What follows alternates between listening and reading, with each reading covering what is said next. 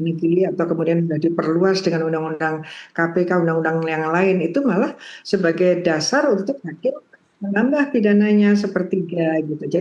Jadi kalau perlakuannya sama saja gitu ya. Saya kira ini yang kita tidak boleh seolah-olah kalau rakyat kecil tuh udah nggak ada keistimewaannya sama sekali, dan yang harus diistimewakan adalah kalau menyangkut pejabat tidak, hanya memang tadi kan disamakan itu kan memang ada strategi khusus dalam hal jadi Banyak yang dirugikan. kendaraan Sekaligus karena menjawab keberadaan. pertanyaan atau advice dari Bu Yenti tadi, Mas Yudi, sekaligus dijawab bahwa kalau kita lihat data statistik dari PPATK juga banyak korupsi besar yang kemudian tidak dikembangkan menjadi perkara TPPU, padahal pola pencucian uangnya sudah jelas. Silakan. Ya, memang di sini kan terjadi debatable ya, Bu Yenti ini yang beliau sering kritis ya, kenapa ada tindak pidana korupsi kemudian tidak dilanjutkan dengan TPPU, karena tindak pidana korupsi merupakan salah satu kejahatan ekonomi dan pasti ada uangnya gitu kan.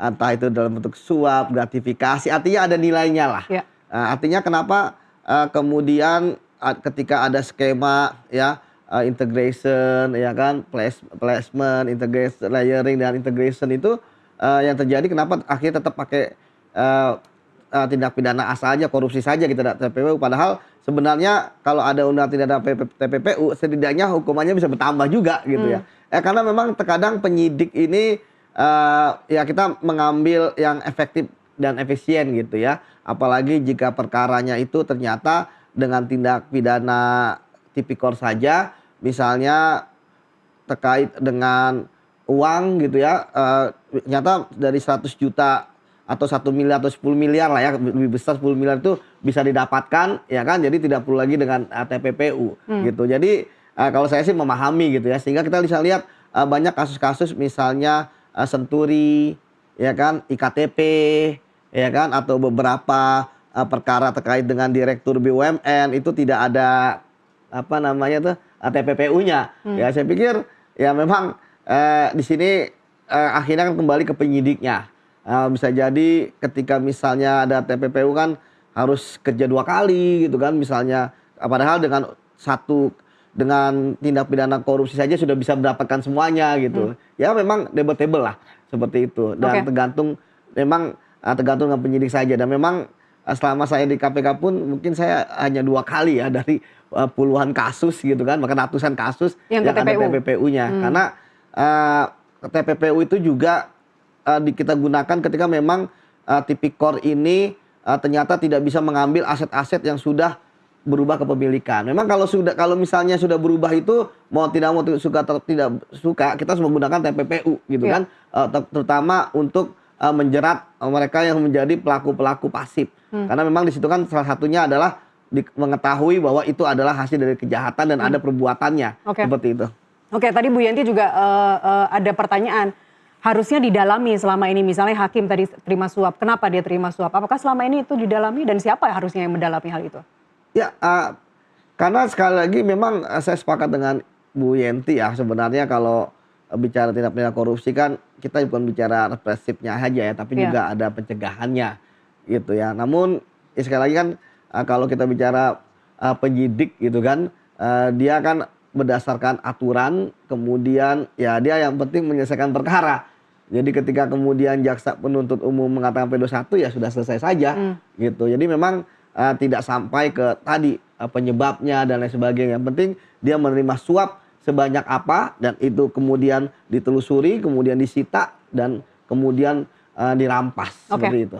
Kita sambil putarkan atau dengarkan sama-sama Bu Yenti, Mas Yudi, statement dari Jampitsus. Tentunya semua proses penegakan hukum kita akan menghargai dan menghormati. Sesama rekan penegak hukum tentunya saling mendukung bagaimana ini menjadi terang, menjadi jelas, dan bisa kita jelaskan kepada masyarakat. Untuk terkait pemberitaan-pemberitaan tersebut, makanya kita tunggu ya bagaimana nanti proses hasil penyidikannya. Dan sekali lagi dapat saya jelaskan bahwa Jampitsus tidak ada keterkaitan dalam bisnis yang apa yang telah diberitakan di medsos seperti di Cipete. Bagaimana ada uang yang ditemukan di rumah Sentul, itu ada yang punya. Ada yang punya, ada kegiatannya, orang-orang kegiatannya bisa ditanya, ya, ada bangunannya, bisa nanti dicek.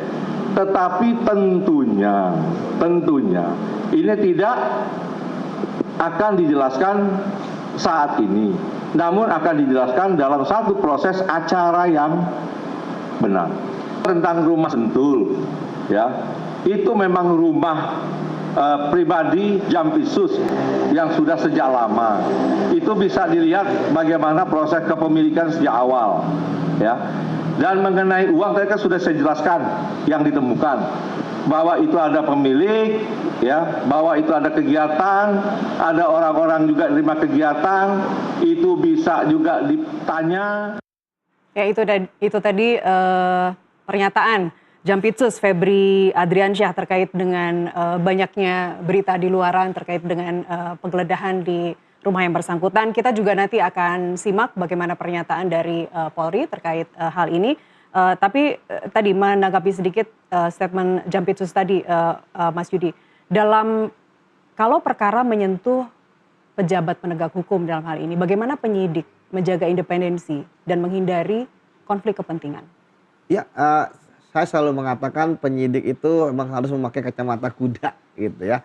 Bahwa yang disasar, yang dicari, yang dikejar itu adalah pembuktian, tidak lain dari bukti-bukti dan alat bukti. Tidak boleh kemudian ada rekayasa, apalagi mengada-ngada. Karena kan semua itu nanti akan diuji di persidangan. Jadi bagi saya ya, apapun kasus yang ditangani oleh seorang penyidik ya, baik itu kasus kecil atau kasus besar, semuanya harus sama. Ya mungkin ada beberapa perbedaan lah di lapangan ya, kalau yang kecil dan besar ya, korupsi kecil dan korupsi besar. Tapi setidaknya kan KUHAP-nya sama, SOP-nya sama dan lain sebagainya.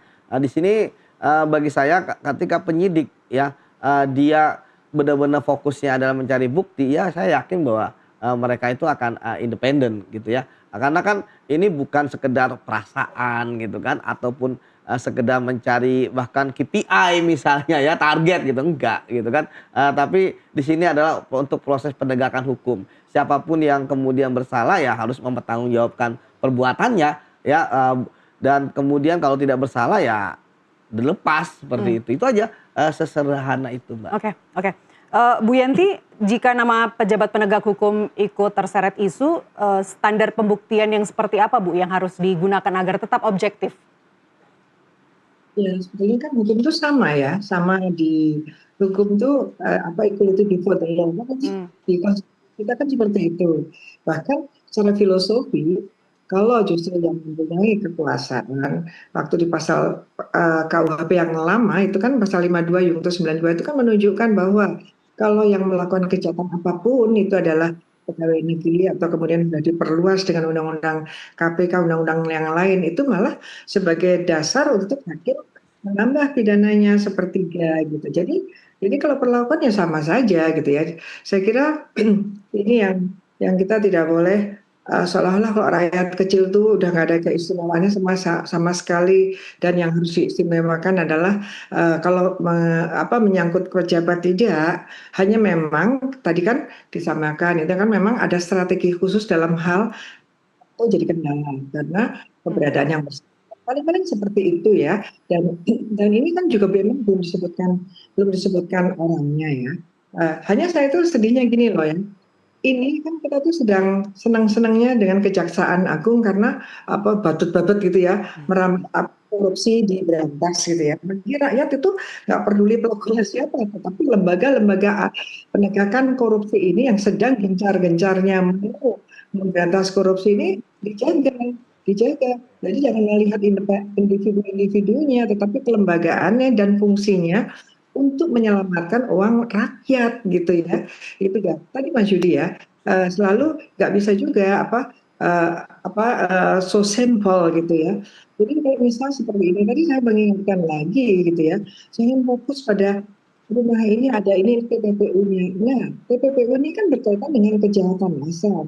Yang bersangkutan punya sesuatu berkaitan dengan kejahatan massal. Sejauh mana penegak hukum justru membongkar kejahatan massalnya bagi masyarakat.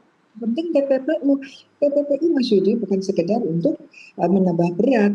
Itu TPPU adalah untuk melacak, untuk mengoptimalkan uang-uang hasil kejahatan itu tidak menumpuk uang pengganti pasal 18 tapi dicari sendiri oleh penegak hukum dengan cara penerapan TPPU agar uang-uang yang sudah dipercayakan kepada penguasa pada penyelenggara negara yang kemudian ternyata terjadi moral hazard itu bisa dikembalikan lagi ke kas negara untuk kepentingan rakyat lagi gitu ya.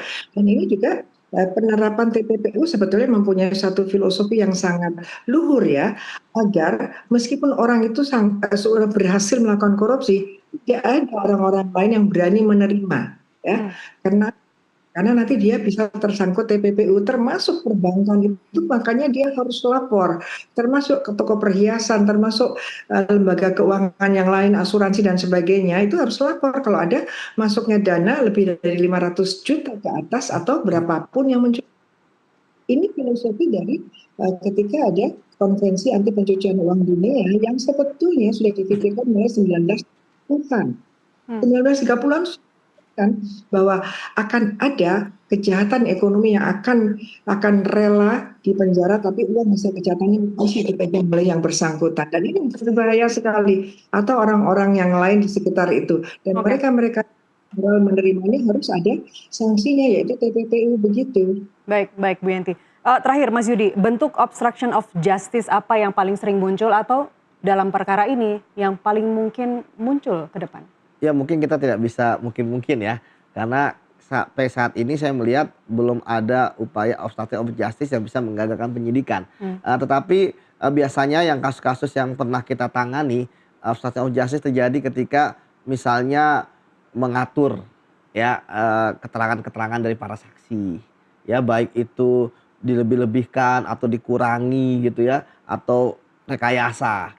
Yang kedua, menghalangi pemeriksaan saksi, menghalangi penggeledahan, menghalangi penyitaan, dan tindakan-tindakan lain. Memang obstruction of justice ini adalah mahkota yang diberikan oleh negara kepada penyidik, karena penyidik dia oleh negara diberikan tugas suci untuk memberantas korupsi. Ya makanya ketika ada yang menghalangi, maka negara menyediakan sarana. Siapa yang menghalangi, kalau sikap batin dari penyidik merasa terhalang, ya ada upaya untuk menggagalkan, ya misalnya menyerang penyidik gitu kan, itu bisa dikenakan pasal obstruction of justice ini. Siapapun bisa kena, karena unsurnya adalah setiap orang yang menggagalkan atau membuat hal-hal yang mengakibatkan penyidikan dan penuntutan dan pemeriksaan di sidang pengadilan itu mengalami kegagalan. Seperti itu. Oke, itu yang sering muncul ya. Itu muncul.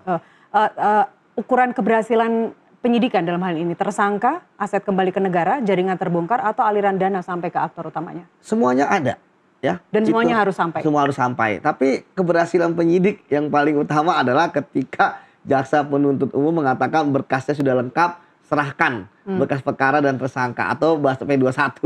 Jadi sebanyak apapun uang yang didapatkan, saksi yang diperiksa, tersangka yang ditetapkan, kalau jaksa penuntut umumnya nanti akan menyidangkan istilahnya P19 gitu kan, bolak-balik ada petunjuk, ya tentu tidak sukses. Kesuksesan penyidik adalah ketika berkasnya lengkap. Oke, baik. Kita tunggu nanti konversi Polda jam 7, kita lihat kelanjutannya seperti apa. Mas Yudi, terima kasih telah hadir di studio. Siap. Bu Yenti, terima kasih telah berbagi pandangan di NTV Prime. Sehat selalu Ibu dan Bapak. Pemirsa, asal usul aset, aliran dana, kepemilikan, manfaat, dan hubungannya dengan tindak pidana harus diuji melalui prosedur hukum yang terbuka dan akuntabel. Kita tetap menghormati asas praduga tidak bersalah, namun independensi, penyidikan, dan transparansi antar lembaga menjadi kunci untuk menjaga kepercayaan publik. Tetaplah bersama kami, NTV Prime masih akan kembali dengan informasi lainnya.